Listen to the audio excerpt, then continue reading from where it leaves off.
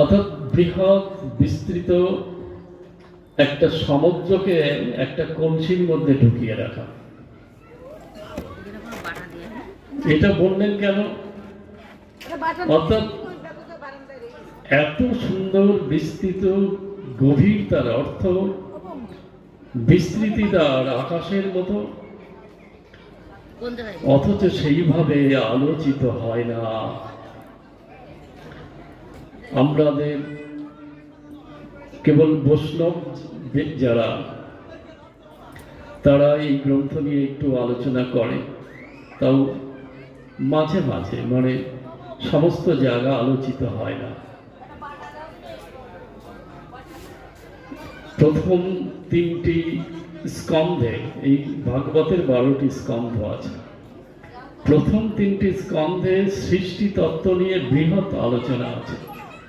সেই সৃষ্টি তত্ত্বের আলোচনা কোথাও হয় কিনা খুব সন্দেহ। সাধারণত ভাগবত পাঠ বা ভাগবত সপ্তাহ যেখানে হয়, সেখানে যেখানে যেখানে কিছু কাহিনী আছে, ধ্রুবের কাহিনী, প্রহ্লাদের কাহিনী,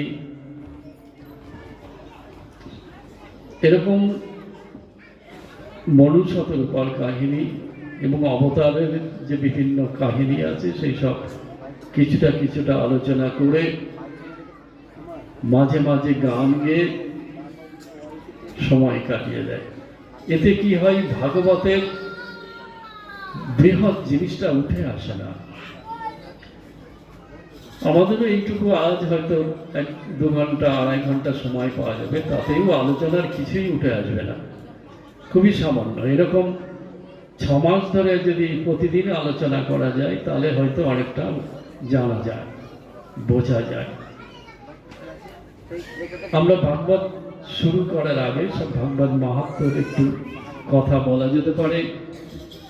ভাগবত মাহাত্ম্যের 2টি সুন্দর কাহিনী আছে। সেই মাহাত্ম্যের শুরুতেই দেখা যাচ্ছে শৌনক ঋষি, তিনি এসেছেন নৈমিষারণ্যে। নৈমিষারণ্য বর্তমানে লখনৌ, উত্তরপ্রদেশের রাজধানী লখনৌ থেকে 1.5 ঘন্টা 2 ঘন্টা বাসে গেলে নৈমিষারণ্যে চলে যাওয়া যায়।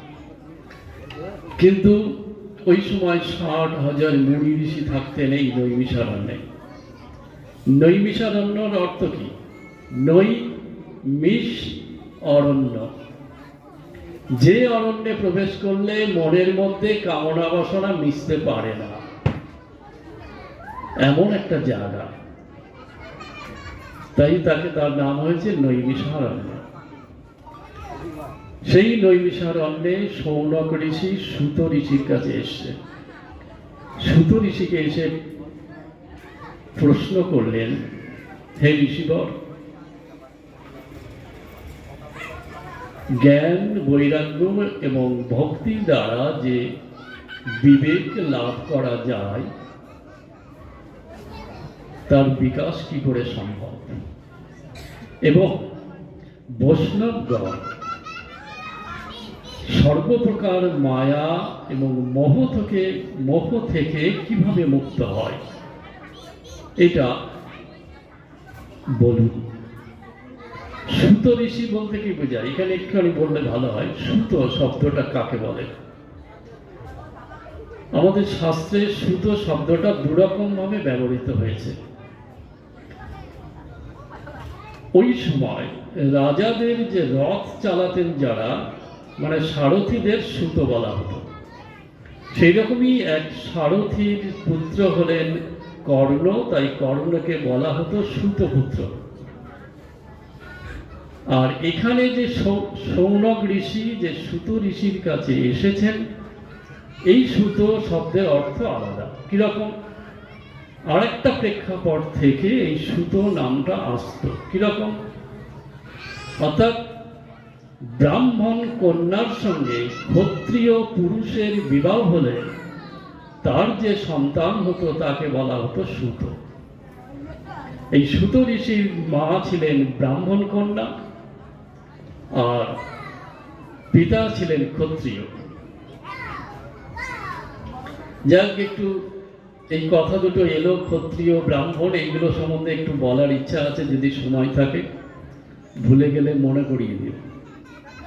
আধ্যাত্মিক জগতে শূদ্র, বৈশ্য, ক্ষত্রিয় এবং ব্রাহ্মণ অপূর্ব সুন্দর অর্থ রয়েছে, যা আমাদের সকলের জানা দরকার।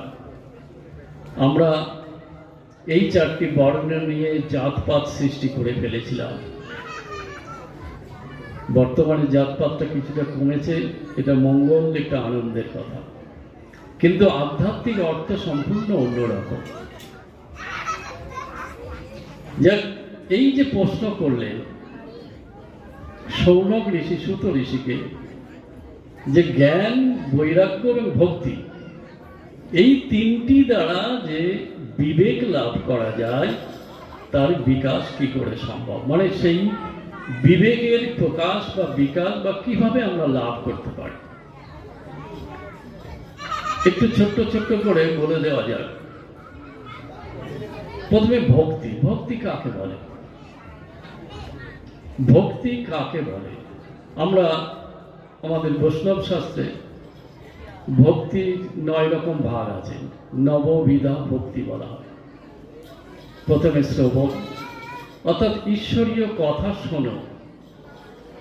সংক্ষেপে খুব বলতে হবে, বিস্তৃত আকারে বললে বেশ দূরে এগোনো যাবে না। প্রথমে কি আমাদের ঈশ্বরীয় কথা শোনো। এবার কথা আসতে পারে যে নাস্তিক, সে তো ঈশ্বর কথা শুনবে না, তাহলে তার ক্ষেত্রে কি হবে? সত্য, সত্যকে তো সবাই বিশ্বাস করে। সে, যে ব্যক্তি সত্য সম্বন্ধে জানে, তার কাছে শুনবে। এই শোনার পর যখন একা থাকবে, তখন সেটা স্মরণ করবে, যে উনি যা বললেন সেটা কি, সেটা বোঝার চেষ্টা করবে। এবার চেষ্টা করার পর যেটুকু বুঝতে পারছে সেটা কীর্তন করবে। কীর্তন মানে 2 বাহু তুলে নাম করা, এটাই যে কীর্তন শুধু তা নয়। কীর্তন কথাটা এসেছে কর্তন থেকে। কর্তন মানে কি? কাটা, একটা ডাল কাটা, একটা গাছ কাটা, আবার গলাও কেটে দেওয়া যায়, গলা কাটা, এরকম অনেক কাটা আছে। এখানে কি কাটা? যে কথা বললে বা শুনলে আমাদের ভিতরের অজ্ঞানতা কেটে যায়, তাই হচ্ছে কর্তন। তার থেকে এসছে কীর্তন। অর্থাৎ যে কথা বললে বা শুনলে আমাদের ভিতরের অজ্ঞানতা কেটে যাবে, অন্ধকার কেটে যাবে, তাই হচ্ছে কীর্তন। এইবার কীর্তন করার পর আসবে বন্দনা। বন্দনা কি? অর্থাৎ তার সম্বন্ধে যেটুকু ধারণা হলো, তাতে তার প্রতি শ্রদ্ধা আসতে শুরু করে, তাতে স্তুতি করতে হবে। স্তুতি করাই হচ্ছে এখানে বন্দনা। আমরা জানি ঋগ্বেদে প্রচুর স্তুতি আছে, ওই ইন্দ্র, বরুণ, অগ্নি, সূর্য, এই সমস্ত দেবতাদের উদ্দেশ্য। আর ভগবানের উদ্দেশ্য পরবর্তীকালে আমরা যদি এই ভাগবতের বিভিন্ন জায়গায়, যেমন ইন্দ্র যখন সেই প্রবল বর্ষণ দিয়েছিলেন, তারপরে যখন তার অহংকার চূর্ণ হলো, তখন শ্রী ভগবান, শ্রী গোবিন্দ, শ্রীকৃষ্ণকে তিনি স্তুতি করে অনেক কথা বলেছিলেন। প্রহ্লাদ যখন উদ্ধার করা হলো প্রহ্লাদকে, তখনও সেখানে শিব মহারাজ, ব্রহ্মা মহারাজ, এরা সবাই গেছিলেন, তারাও সবাই স্তুতি করেছিলেন, প্রশংসা করা। সবচেয়ে সুন্দর লাগে এই ভাগবতের প্রথম দিকে আছে, কুরুক্ষেত্রের যুদ্ধ তখন হয়ে গেছে। এবার সমস্ত কুরু বংশের ছেলেরা মারা গেছে, পুরুষেরা মারা গেছে, কিন্তু স্ত্রীদের কি অবস্থা হয়েছিল? এটা অনেকে প্রশ্ন করে যে 100 ছেলের বউয়েদের কি অবস্থা হয়েছিল? ছেলেরা তো সব মারা গেল, তারা তো স্বর্গে চলে গেছে, কিন্তু স্ত্রী যারা বেঁচে ছিল, যারা বিধবা হলো, তাদের কি কথা, কি অবস্থা হয়েছিল? তারা তো কেঁদে কেটে একসার করেছে, কিন্তু না। কেন তারা দুঃখ পায়নি, বা দুঃখ পেলেও খুব সাময়িক? কেন? তারা ভগবানের দর্শন পেয়েছিল, স্বয়ং শ্রীকৃষ্ণের দর্শন পেয়েছিল তারা। এবং সুন্দর আছে, যখন যুদ্ধের শেষে অশ্বমেধ যজ্ঞ হয়ে গেল, তারপরে উনি দ্বারকায় ফিরে যাচ্ছেন। দ্বারকায় ফেরার সময় ওই সমস্ত বধূরা, মানে যারা তখন বিধবা হয়ে গেছে, কুরু নারীগণ এরকম ভাবে লেখা আছে, তারা সব ওই অট্টলিকার ছাদে উঠেছে, উঠে ওখান থেকে নিচে দেখছেন, তাকে সবাই বিদায় জানাচ্ছে। আর ওই সমস্ত কুরু নারীগণ নিজেদের মধ্যে আলাপ করছে, বলা বলি করছে, আরে দেখো দেখো, উনি সেই পরাণ পুরুষ, দেখো উনি কল্পের আদিতেও উনি থাকেন, কল্পের শেষেও উনি থাকেন, কল্পের মধ্যেও উনি থাকেন। এগুলো সব মানে আছে, কল্প কাকে বলে এগুলো জানতে হয়, পুরাণ পুরুষ কাকে বলে। অর্থাৎ আমরা এই যে 18টা পুরাণ আছে, পুরাণে যে ভগবানের কথা বলা হয়, সেই ভগবানই স্বয়ং শ্রীকৃষ্ণ। কখনো তার নাম নারায়ণ, কখনো বিষ্ণু, কখনো কখনো নরসিংহ, কখনো বামন অবতার, বিভিন্ন নামে। এবং শ্রীকৃষ্ণ নামে বা শ্রীকৃষ্ণ অবতারে, যদি এটা শ্রীকৃষ্ণ অবতার নয়, অবতারই, পূর্ণ 16 কলার পূর্ণ প্রকাশ হয়েছিল তার লীলায়, তাই তাকে অবতারই বলে।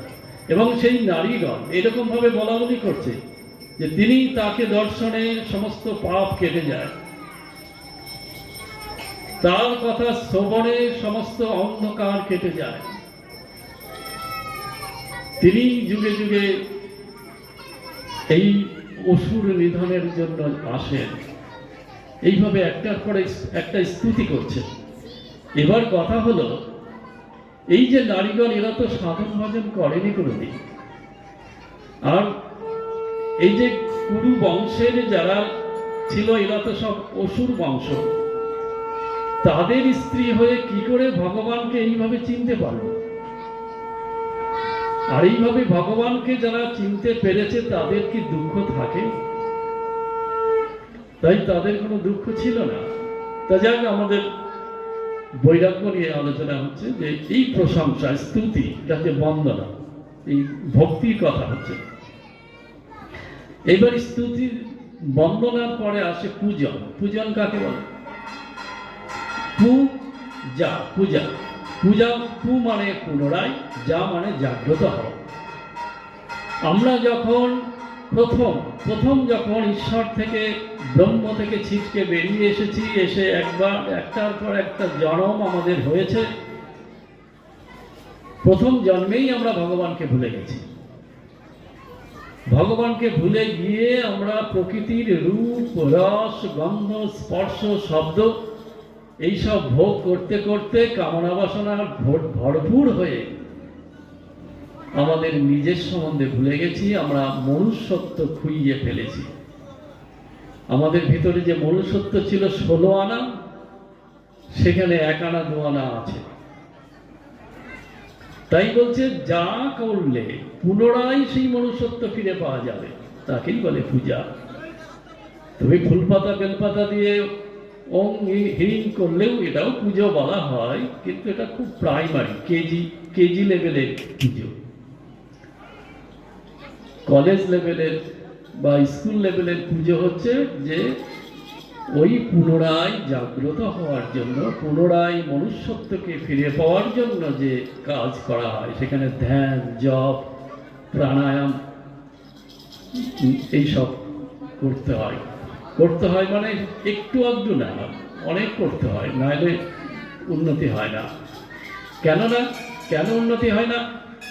বলছে, আমাদের প্রতিদিন আমরা যা দর্শন করি, এই চোখ দিয়ে, এই কান দিয়ে যা শ্রবণ করি, এই নাক দিয়ে যা গন্ধ নিই, এই জিভ দিয়ে যা খাবার আস্বাদন করি, তার মাধ্যমে আমাদের মধ্যে প্রতিদিন 18 তলা মল প্রবেশ করে।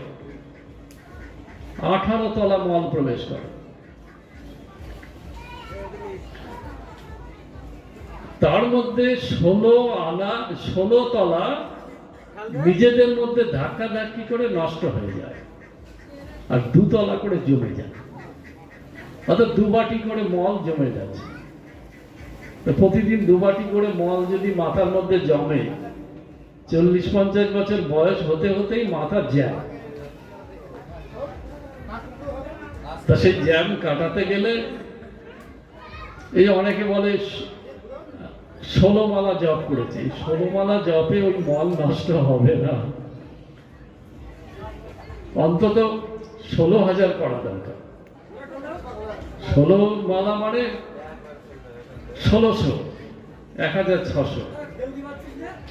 আর 8টা করে যে জপ সে বাদ দিতে হয়, ওটা গুরু চরণে নিবেদন করে দিতে হয়। 108টা করে জপ হয়, তো 108টার মালা 100টা জপ নিজের জন্য, আর 8টা জপ হলো গুরু বা ভগবানকে নিবেদন করে দিতে। তাহলে ওইটা গোনার মধ্যে পড়ে।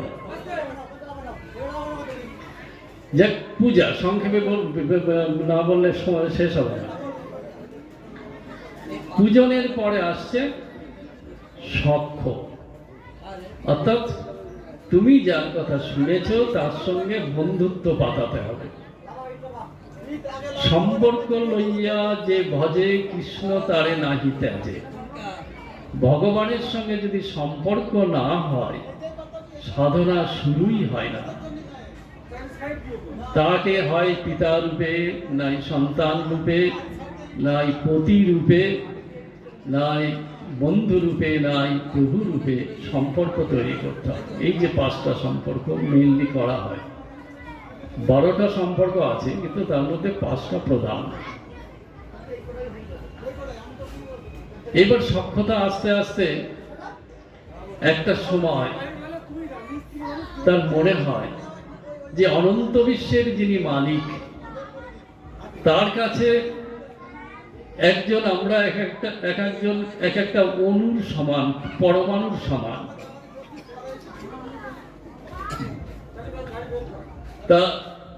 তার সঙ্গে বন্ধুত্ব করব, এর সাহস আমাদের আছে। তখন তার ভাব পরিবর্তন হয়ে হয়, তুমি প্রভু, আমি তোমার দাস।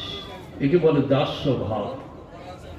এই দাস্য ভাব আসার পর আসে পরিচর্যা, অর্থাৎ যাদের গুরু দেহে আছেন, গুরুদেব দেহে আছেন, তিনি যখন বাড়িতে আসেন তার চরণ ধুইয়ে দেওয়া, তিনি যে বাথরুমে যাবেন সেই বাথরুম আগে থেকে পরিষ্কার করে দেওয়া, তিনি যে বিছানায় থাকবেন সেই বিছানা ঝেড়ে মুছে পরিষ্কার করে ভালো কাপড় পেতে দেওয়া, তার জন্য রান্না করা, যদি ফ্যান না থাকে বাতাস করা, একে বলে পরিচর্যা।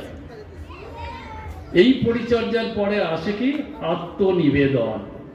আত্মনিবেদন কি? নিজেকে নিবেদন করে দেওয়া। এবার কথা হলো, নিজেকে কি আমরা চিনি যে তাকে নিবেদন করে দেবো? সামনে একটা আপেল আছে, নিবেদন করে দেওয়া যায়। নিজেকে নিয়ে কি এইভাবে আমরা নিবেদন করতে পারি? সেই অবস্থায় আমাদের পৌঁছাতে হবে তারপর। তাই প্রাথমিকভাবে আত্মনিবেদন কাকে বলেন না, নিজের বুদ্ধি মতো না চলা। গুরু যে আদেশ নির্দেশ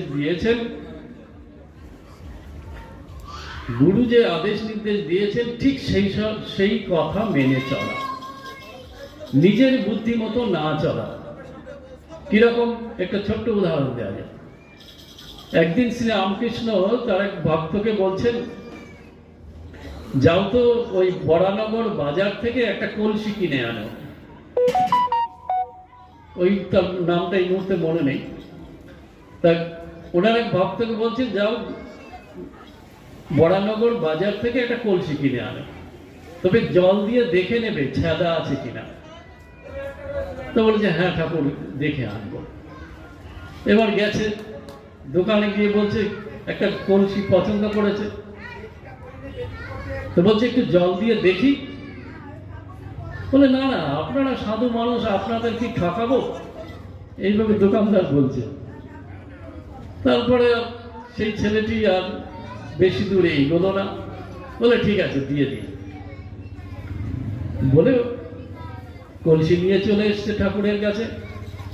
ঠাকুর তো সব জানে, জল পরীক্ষা করেনি, জল দেয়নি, তবুও জিজ্ঞাসা করছে, আচ্ছা জল দিয়ে দেখেছিস ছেদা আছে কি না?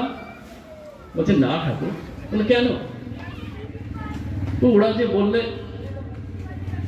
ওরা বললে মানে ওরা কি ওখানে ধর্ম করতে বসেছে যে ওদের কথা বিশ্বাস করলি? আর ঠাকুর আমি যে বলে দিলাম তা তুই সে কথা শুনলি না কেন? নিজের বুদ্ধি খাটিয়েছিস তো। বলে ঠিক আছে জল দিয়ে দেখি। যেই জল দিয়েছে দেখে বীজ দিয়েছে একটু একটু করে বেরিয়ে যাচ্ছে। তখন বলছে যে আবার যা বাজারে যা, গিয়ে পাল্টে নিয়ে। ওরা ওখানে ধর্ম করতে বসেনি, ওরা পয়সা কামাতে বসেছে। তাই তাদের কথা কেন বিশ্বাস করবে? তাই শঙ্করদা একটা মাঝে মাঝে কথা বলতো, পয়সা দিয়ে খাবো দই, তুমি আমার কিসের সই? অনেকে এই যুগের এই কেনাকাটা বুঝতে পারে না, তাই ঠকে বাড়ি চলে আসে। তাই এ হচ্ছে আত্মনিবেদন, এই হচ্ছে ভক্তির 9টা বিধান।